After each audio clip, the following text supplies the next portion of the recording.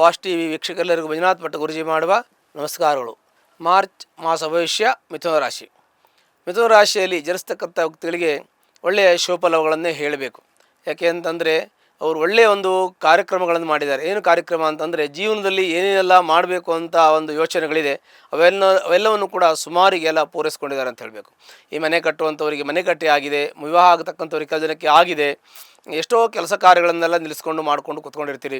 ನಿಮಗೆ ಇನ್ನು ವಿವಾಹ ಸಂಬಂಧಪಟ್ಟದ್ದು, ಸಂತಾನಕ್ಕೆ ಸಂಬಂಧಪಟ್ಟದ್ದು, ಮಕ್ಕಳ ವಿದ್ಯಾಭ್ಯಾಸಕ್ಕೆ ಸಂಬಂಧಪಟ್ಟದ್ದು ಇವೆಲ್ಲವೂ ಕೂಡ ನಿಮಗೆ ನಡೀತಾ ಇದೆ. ನಿಮಗೆ ಯಾವುದೇ ರೀತಿಯ ಸಮಸ್ಯೆಗಳಾಗೋದಿಲ್ಲ. ಈ ಒಂದು ಮಿಥುನ ರಾಶಿ ಇರ್ತಕ್ಕಂಥ ವ್ಯಕ್ತಿಗಳು ಬಹಳ ಒಂದು ಚತುರತೆಯನ್ನು ಹೊಂದಿರತಕ್ಕಂಥವ್ರು. ಕಾರಣ ಮಿಥುನ ರಾಶಿಗೆ ಅಧಿಪತಿ ಬುಧ. ಬುಧನ ನಾವು ಬುದ್ಧಿಕಾರಕ ಅಂತ ಹೇಳ್ತೇವೆ. ಬುದ್ಧಿಗೆ, ಜ್ಞಾನಕ್ಕೆ, ಪ್ರಜ್ಞೆಗೆ ಎಲ್ಲ ಕಾರಕ ಗ್ರಹ ಬುಧ. ಹೀಗೆ ಬುಧನು ಒಳ್ಳೆಯ ಬುದ್ಧಿಕಾರಕನಾಗಿ ಈ ರಾಶಿಯಲ್ಲಿ ಇದ್ದಾಗ ಅಂದರೆ ಈ ರಾಶಿಗೆ ಅಧಿಪತಿ ಆಗಿರೋದ್ರಿಂದ ಆ ರಾಶಿಯ ಅಧಿಪತಿ ಎಲ್ಲಿದ್ದರೂ ಕೂಡ ಒಳ್ಳೆಯ ಶುಭಫಲವನ್ನೇ ಕೊಡ್ತಾನೆ. ಹಾಗಾಗಿ ಆ ಕಾರಕ ಗ್ರಹ ಬುಧ ಆಗಿರೋ ಬುದ್ಧಿಗೆ ಒಳ್ಳೆಯ ಒಂದು ಕೆಲಸ ಸಿಗುತ್ತೆ ಅಂತ. ಬುದ್ಧಿಜೀವಿಗಳಾಗಿರ್ತಾರೆ, ಬುದ್ಧಿವಂತರಾಗಿರ್ತೀರಿ, ಮತ್ತು ಒಳ್ಳೆಯ ಒಂದು ಸಮಯ ಪ್ರಜ್ಞೆ ಇರುತ್ತೆ. ಮತ್ತು ದ್ವಿತೀಯಾಧಿಪತಿ ಕೂಡ ಚಂದ್ರನಾಗ್ತಾನೆ. ಮನಸ್ಸು ಕಾರಕನು, ವಾಕ್ಸ್ಥಾನ ಕಾರಕನಾಗಿರೋದು, ಸೌಮ್ಯ ಸ್ವಭಾವದವರಾಗಿರ್ತೀರಿ. ತುಂಬ ಯೋಚನೆಗಳನ್ನು ಮಾಡಿ ಒಂದು ಕಾರ್ಯವನ್ನಾಗಲಿ, ವ್ಯವಹಾರವನ್ನಾಗಲಿ, ಉದ್ಯೋಗವನ್ನಾಗಲಿ ಮಾಡ್ತಕ್ಕಂಥ ಒಂದು ತಾಳ್ಮೆ ಇರತಕ್ಕಂಥ ವ್ಯಕ್ತಿಗಳು ನಾವಿದ್ದೀರಿ. ಹಾಗಾಗಿ ನಿಮಗೆ ಎಲ್ಲ ರೀತಿಯ ಅನುಕೂಲ ಮುಂಚೆ ಆಗಿದೆ ಅಂತ ಹೇಳ್ತೀವಿ. ಸಾಮಾನ್ಯ ಒಂದು 70% ಜನಕ್ಕೆಲ್ಲ ಆಗಿರ್ತದೆ, ಕೆಲವು ಜನಕ್ಕೆ ಆಗಿರಲ್ಲ. ಅದು ವಯಸ್ಸಿನ ಮಿತಿಯೂ ಕೂಡ ಇರುತ್ತೆ. ಯಾಕೆ ಅಂತಂದರೆ ಒಂದು ವಯಸ್ಸಲ್ಲಿ ಒಂದು ಗ್ರಹಗಳು ಒಂದು ರೀತಿಯ ಫಲವನ್ನು ಕೊಡ್ತದೆ. ಅದೇ ಫಲವನ್ನು ಇನ್ನೊಂದು ವಯಸ್ಸಲ್ಲಿ ಆ ಗ್ರಹಗಳು ಕೊಡಲಿಕ್ಕೆ ಸಾಧ್ಯ ಆಗಲ್ಲ. ವಯೋಮಿತಿ ಮೇಲೆ, ದಶಾಭುಕ್ತಿಗಳ ಮೇಲೆ ವಿಶೇಷವಾಗಿ ಹೋಗ್ತದೆ. ಹಾಗಂತ ನಾವು ಈ ರಾಶಿಯನ್ನು ನಾವು ಇದು ಮಾಡೋಕ್ಕಾಗಲ್ಲ. ಯಾಕೆ ಅಂತಂದರೆ ಇದು ಗೋಚರದಲ್ಲಿ ಬರ್ತಕ್ಕಂಥ ಗ್ರಹಗಳು ನಿಮಗೆ ಬಲಿಷ್ಠವಾಗಿರ್ತಕ್ಕಂಥ ಶುಭಫಲವನ್ನೇ ಹೆಚ್ಚಿಗೆ ಕೊಡ್ತದೆ.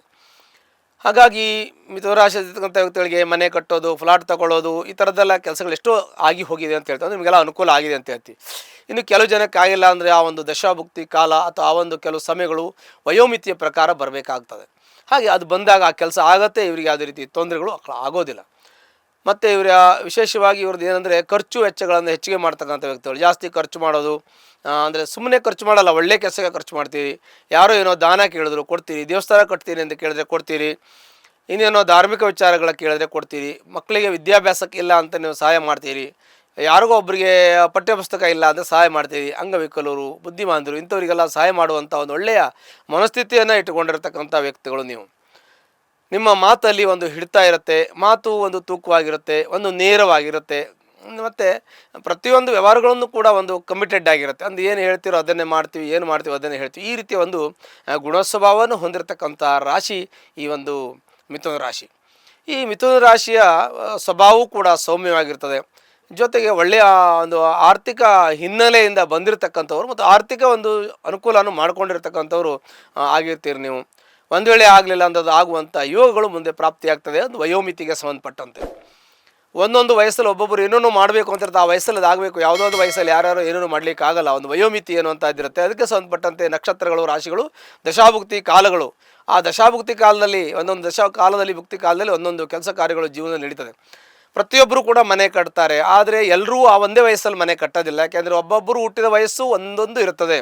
ಯಾಕೆಂದರೆ ಒಬ್ಬೊಬ್ಬರು ಡೇಟ್ ಆಫ್ ಬರ್ತಲ್ಲಿ ಒಂದೊಂದು ರಾಶಿ ನಕ್ಷತ್ರಗಳು ಬರ್ತದೆ. ಅದೇ ರಾಶಿ ನಕ್ಷತ್ರದವರಾದರೂ ಕೂಡ ವಯೋಮಿತಿ ವ್ಯತ್ಯಾಸ ಇರ್ತದೆ. ಒಬ್ಬರಿಗೆ 20, 30, 40, 50, 60 ವಯಸ್ಸು 10 ವರ್ಷದಲ್ಲಿ ಎಲ್ಲ ವ್ಯತ್ಯಾಸಗಳಿರ್ತದೆ.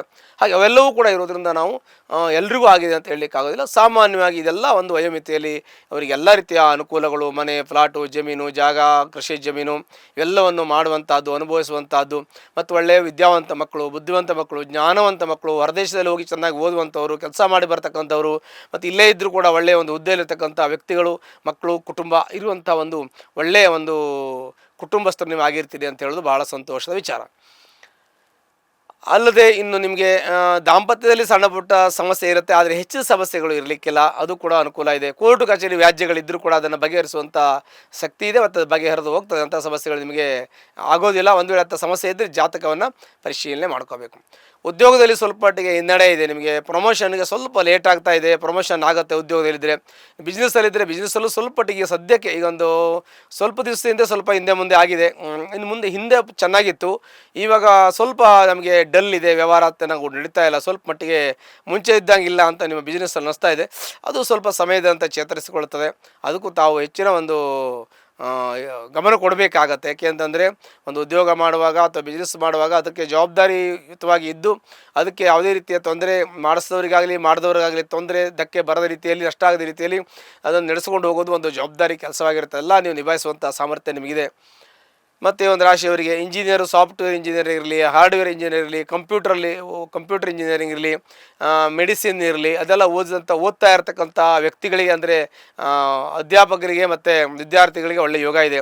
ಓದಿರತಕ್ಕಂಥ ಇಂಜಿನಿಯರ್ಗಳು ಯಾರೇ ಇದ್ದರೂ ಯಾವುದೇ ಭಾಗದ ಇಂಜಿನಿಯರ್ಗಳಿಗೆ ಒಳ್ಳೆಯ ಶುಭ ಫಲಗಳಿದೆ.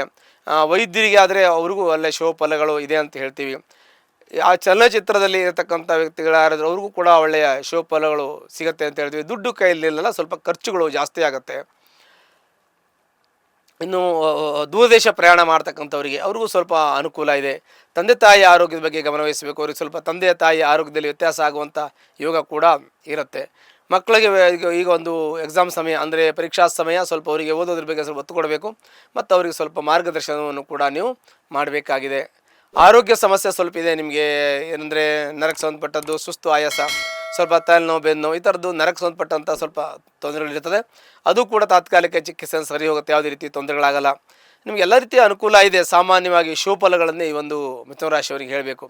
ಹಾಗಾಗಿ ಎಲ್ಲ ಚೆನ್ನಾಗಿರುತ್ತೆ. ಒಂದು ವೇಳೆ ನಿಮಗೇನಾದ್ರು ತೊಂದರೆ ಇದ್ದರೆ ನಿಮ್ಮ ಜಾತಕವನ್ನು ಪರಿಶೀಲನೆ ಮಾಡ್ಕೊಳ್ಳಿ.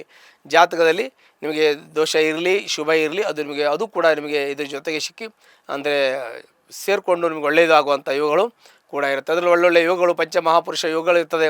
ಅಂಥ ಯೋಗಗಳೇನಾದರೂ ನಿಮಗೆ ಇತ್ತು ಅಂತಂದರೆ ಆ ಯೋಗದ ದಶಾಭಕ್ತಿಗಳು ನಡೀತಾ ಇದ್ದರೆ ನಿಮಗೆ ತುಂಬ ಶಿವ ಯೋಗಗಳು, ರಾಜಯೋಗಗಳು ಕೂಡ ಪ್ರಾಪ್ತಿಯಾಗ್ತದೆ.